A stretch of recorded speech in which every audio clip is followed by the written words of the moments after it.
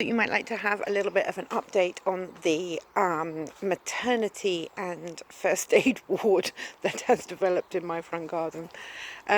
So let's start with first aid. This is Perky. She is a cream leg bar and she broke her hip 3 weeks ago. So she has been housebound in this hamster cage with the top that's over there for the 3 weeks, and this week she's been coming out for 10 minutes at a time for exercise. Today I've had to build this pen with this top on here because yesterday she decided she was fit enough to get out. So she's definitely feeling a bit better. She's still on rest. She won't be out here all the time, but she can have a little bit more time and act more like a chicken. After all, how we feel emotionally has a lot to do with how we recover from injuries and illnesses. On to Big Mama, who hatched her chicks.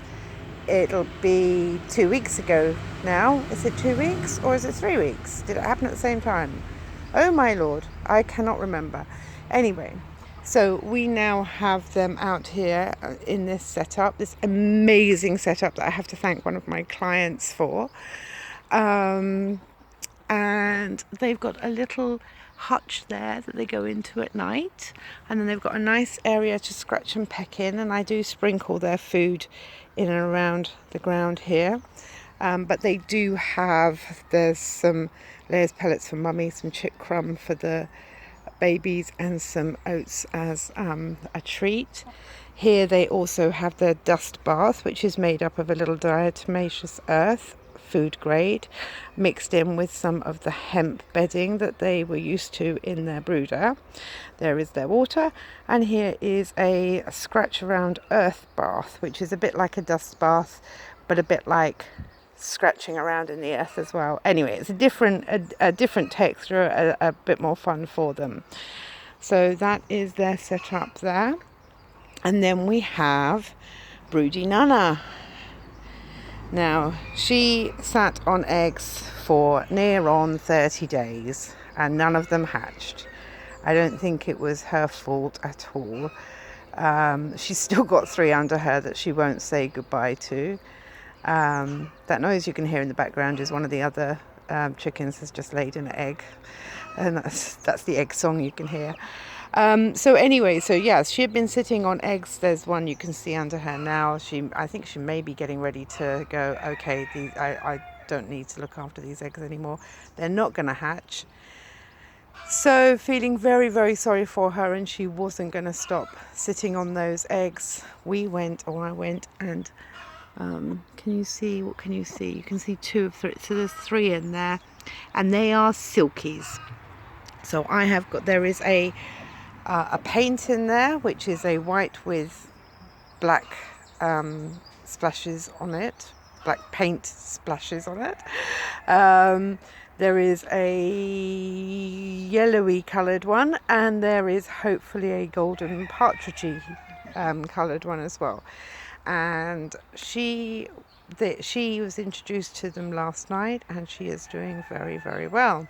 So because they are so vulnerable, I've kept them in the brooder that we use. Just moved them into here this morning from her nest box, and she's adapted well. And they'll stay in here until they're ready to go down on the earth, and then these guys should be ready to go into the egg glue there, and then these guys will move into there. And hopefully,